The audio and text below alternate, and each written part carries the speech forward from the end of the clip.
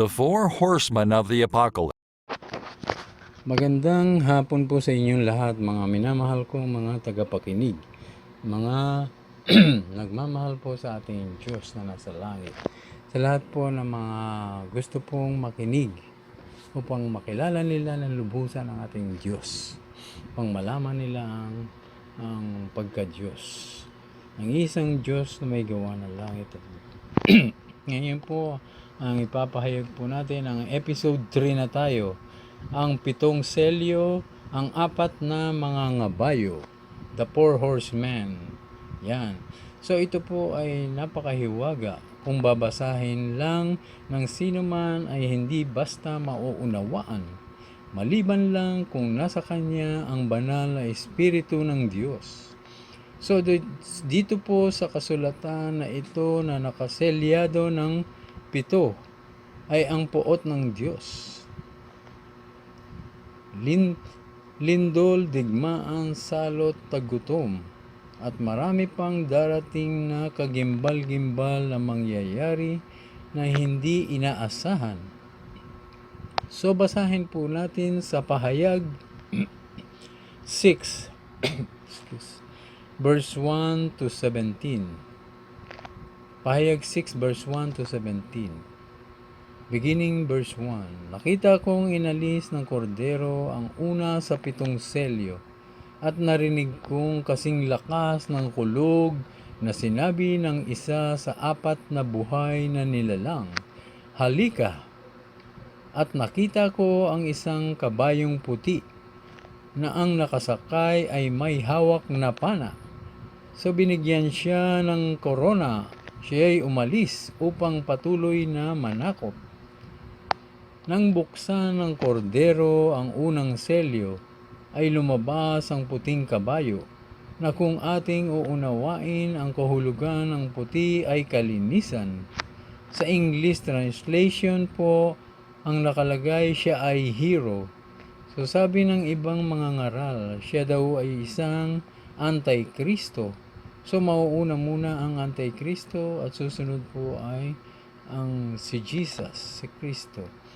So paanong nangyari na ang puting kabayo ang antikristo kahit siya po ay nauna na?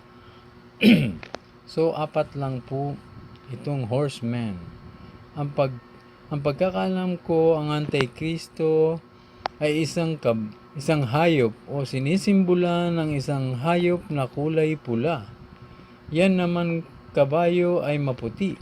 Paano nga naman naging antikristo siya? So basahin po natin.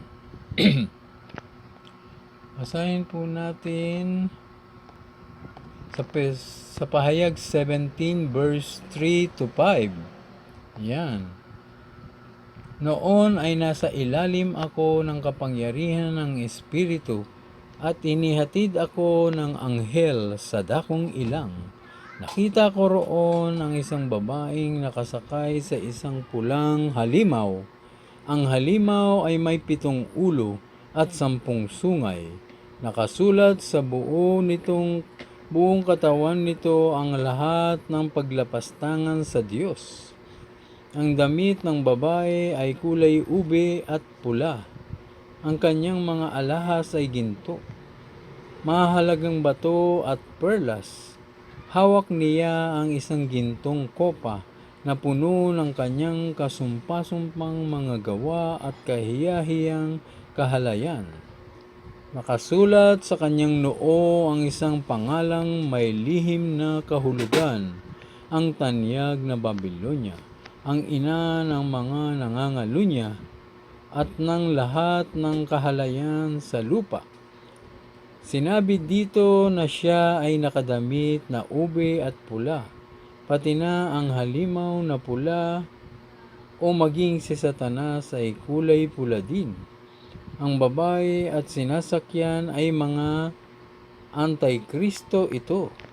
So ibig sabihin ay mabuti ang maputing kabayo sa kanyang gagawing pananakop at pagtatagumpay. Ibig pang sabihin ay ipangangaral o ipalalaganap ang mabuting balita ng kaligtasan halos sa lahat ng bansa. Napakaswerte po ng maniniwala at mananalig dito sa anak ng Diyos na si Jesus at susunod sa kanyang mga aral. Ito rin po ang bayan ng Diyos na magtatagumpay sa paglaganap ng salita ng Diyos. Inalis ng kordero ang pangalawang selyo at narinig kong sinabi ng pangalawang buhay na nilalang, "Halika!" Isa namang kabayong pula ang lumitaw na ang nakasakay ay binigyan ng kapangyarihang magpasimula ng digmaan sa lupa upang magpatayan ang mga tao. Binigyan siya ng isang malaking tabak.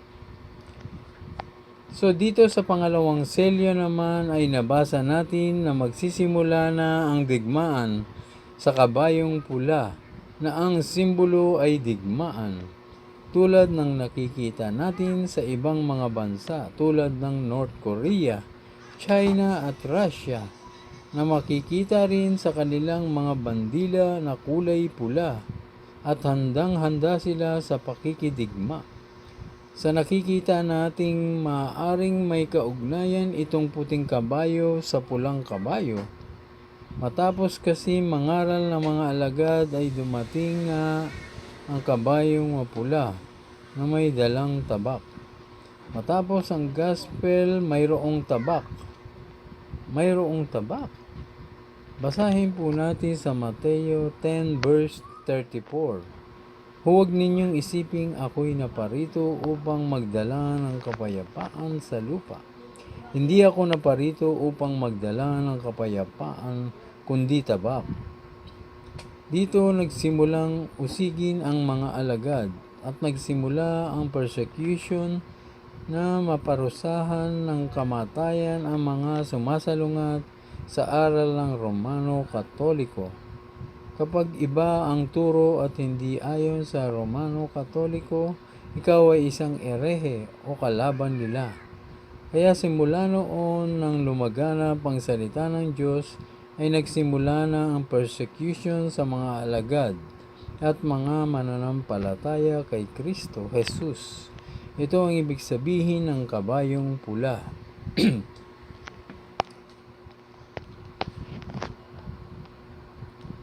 So inalis ng kordero ang pangatlong selyo at narinig kong sinabi ng pangatlong buhay na nilalang, "Halika!"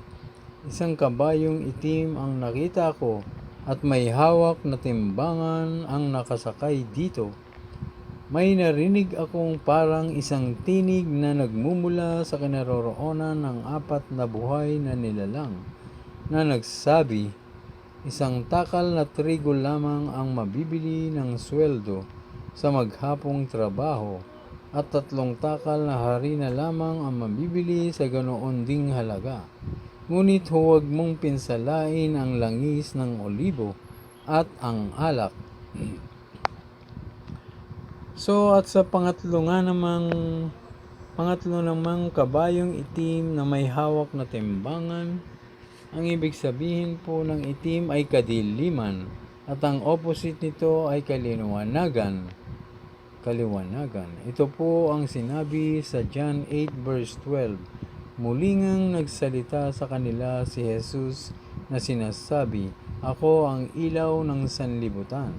Ang sumusunod sa akin ay hindi na lalakad sa kadiliman, kundi magkakaroon ng ilaw ng kabuhayan." Tinutukoy pa dito ang mga nagtatrabaho sa araw-araw na nahihirapan at hindi sapat na binibigay na sweldo sa kanila at nangingibabaw ang mga may-ari ng kumpanya o ang mga mayayaman na mas matimbang ang mga mayayaman. Dahil nga sa sinabi sa huling panahon ay magiging makasarili ang mga tao. Ang pagkakaintindi ko po dito na huwag pinsalain ang langis at olibo. Yung langis kasi yun ang simbolo ng banal na espiritu na mababasa natin sa Gawa 10 verse 38. At ang alak ay simbolo naman ng bagong tipan na mababasa natin sa 1 Korinto 11 verse 25. So magiging mahirap talaga ang kalagayan ng mga mahihirap o nagtatrabaho. Ang mga mayayaman talaga ang mangingibabaw dito. At si Constantine na emperor ng Roma ay nanaginip daw na kaya siya nanalo sa giyera na sinabi niya na nakita niya ang krus ni Kristo. Nagpakita sa akin. Ginawa o sinabi niya lang ito para dayain ang mga tao. Dahil suko na siya sa mga Kristiyano na patuloy na lumaganap ang salita ng Diyos na hindi kayang pigilan at mahigpit na ipinagbabawal ng Romano Katoliko ang ibang turo na hindi ayon sa Romano Katoliko at ang Biblia na mahigpit na ipinagbawal ang pagbasa ng Old at New Testament na matatagpuan sa Forbidden Books of the Vatican. Kaya simula noon ay niyakap na ng mga pagano at Katoliko ang Kristyanismo at ginawang state religion. Hindi nga ito totoo para makuha niya lang ang loob ng lahat at mapaniwala sa kasinungalingan. Both pagan and Christian ay nasa ilalim nga ng kanyang kapangyarihan. So nagtagumpay talaga siya dahil sa kanyang katusuhan o karunungan. At ang kaugalian ng pagan ay inadapt nga ng Christian practices. Ang pagan ay mga sumasamba sa mga rebulto at hindi lang dalawa kundi marami. At hindi nila nakikilala ang tunay na Diyos. Kaya si Kristo ay napalitan ng obispo ng Roma, ang Santo Papa na tinatawag na Vicarius Filii del Esse. So simula noon ay tinanggap na ng mga pagans at Romano. Kaya naging madilim imbes na magliwanag. Ang Kristyanismo ay nahaluan ng mga pagans na tradisyon at nagkaroon nga ng tagutom sa salita ng Diyos na nabasa natin sa Pahayag 6 verse 6 at sa Amos 8 verse 11. So basahin po natin, narito ang mga araw ay dumarating, sabi ng Panginoong Diyos, na ako'y magpapasapit ng kagutom sa lupain, hindi kagutom sa tinapay o kauhawan man dahil sa tubig, kundi sa pakikinig ng mga salita ng Panginoon. Inalis ng kordero ang pang-apat na selyo, at narinig kong sinabi ng pang-apat na buhay na nilalang, halika, at ang nakita ko na may isang kabayong may maputlang kulay. Ang pangalan ng nakasakay dito ay Kamatayan, at kasunod niya ang daigdig ng mga patay. Ibinigay sa mga ito ang kapangyarihan sa ikaapat na bahagi ng lupa upang pumatay sa pamamagitan ng digmaan, tagutom, salot at mababangis na hayop. So sa pang-apat na kabayo na may maputlang kulay ay magsisimula ang digmaan, salot, tagutom at mababangis na hayop. Napakahirap po nito na mararanasan ng mga ganitong mangyayari. Ibig sabihin matindi ang magiging digmaan at hindi basta-basta po ito. Katulad ng salot at mula noon ay nangyari na ito. Masdan niyo po ang nangyari sa buong mundo nang dumating ang COVID-19. Talagang napakahirap po. Nandiyan na nga ang bawal lumabas dahil sadyang mapanganib ito. Kapag nagkaroon po tayo, biruin mo, mahihirapan kang huminga, manghihina ka, lalagnatin ka na pwedeng mataas, at madali kang mahawa kapag nakausap mo ang mayroong COVID infection. Ito po ay nanggaling sa mga karumal-dumal na hayop na ipinagbabawal ng Diyos. Ang mga tao ay sadyang matitigas ang ulo ni hindi nila iniintindi ang salita ng Diyos o hindi nila nalalaman ito. Dahil nga sa sinabi sa Biblia sa Hosea 4 verse 6.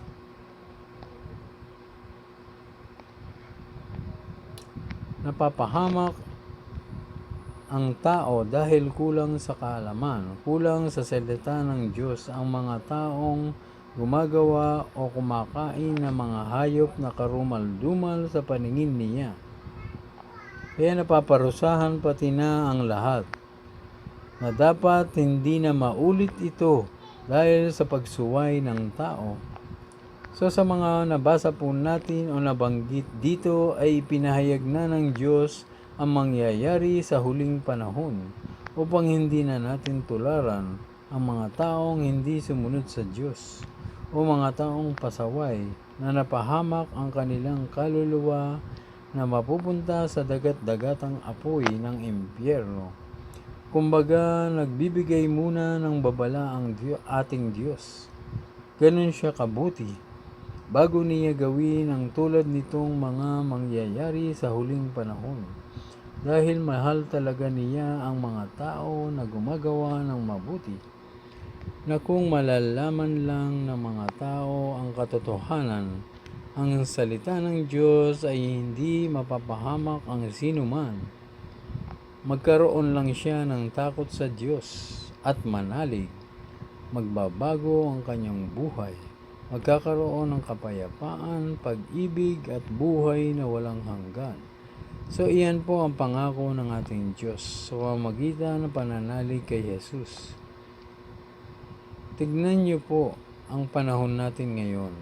So maraming tao nagiging busy at wala nang panahon sa Diyos.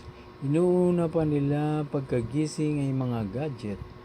Magumpisa ng social media, manood ng movie, o manood ng mga walang kaugnayan sa Diyos.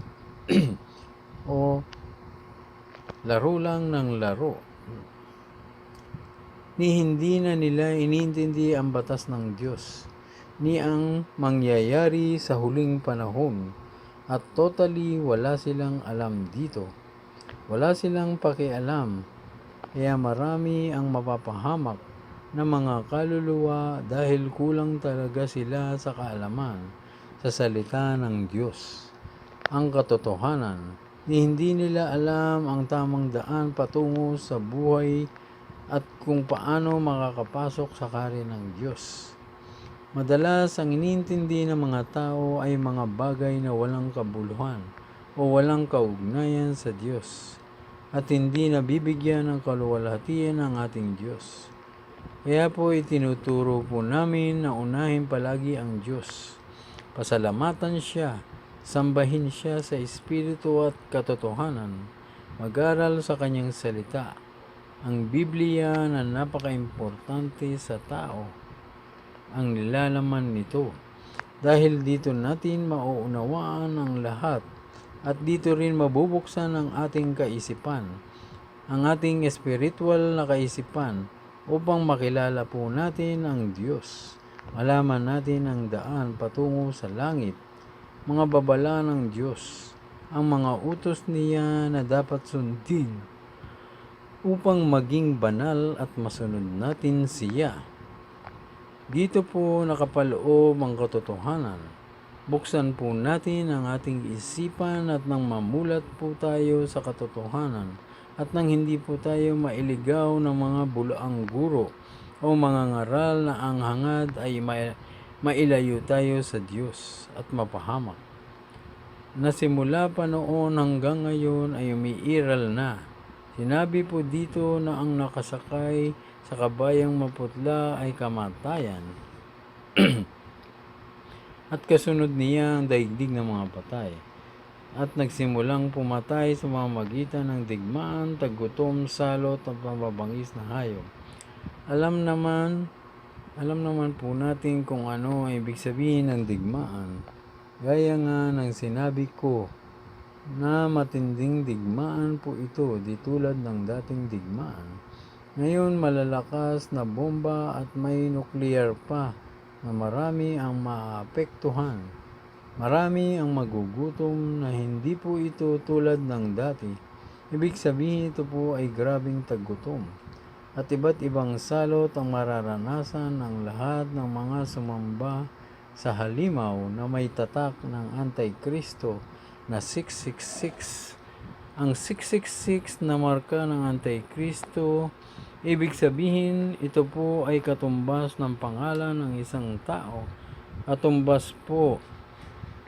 Lubhang napakahirap po ng makakaranas nito dahil hindi po ito tulad ng COVID-19 lang o ibang mga virus na naranasan ng iba. Mas matindi pa po ang mangyayari sa panahon na ito. Ang mabangis na hayop, ang ibig sabihin ay ang Antikristo na tulad ng hayop na kulay pula, na ang mga Kristiyano ay makakaranas ng matinding persecution dahil hindi nila sinunod ang Antikristo at hindi sila nagpatatak dito at sumamba. Kaya silang mga mananampalataya ay ipe-persecute, ikukulong, pahihirapan at papatayin ding tulad ng dating mga mananampalataya kay Jesus. Ipinahayag na po dito ang mangyayari sa huling panahon at ito nga po ang kahulugan ng 4 na mga ngabayo. Magandang hapon po sa inyong lahat. Naway nabuksan po ang inyong espiritual na pag-iisip at nang makilala niyo po ang ating Diyos ang kanyang gagawin sa huling panahon. Pagpalain po kayo ng Diyos Ama, ng Anak at ng Espiritu Santo. God bless po. Abangan na lang po ang episode 4.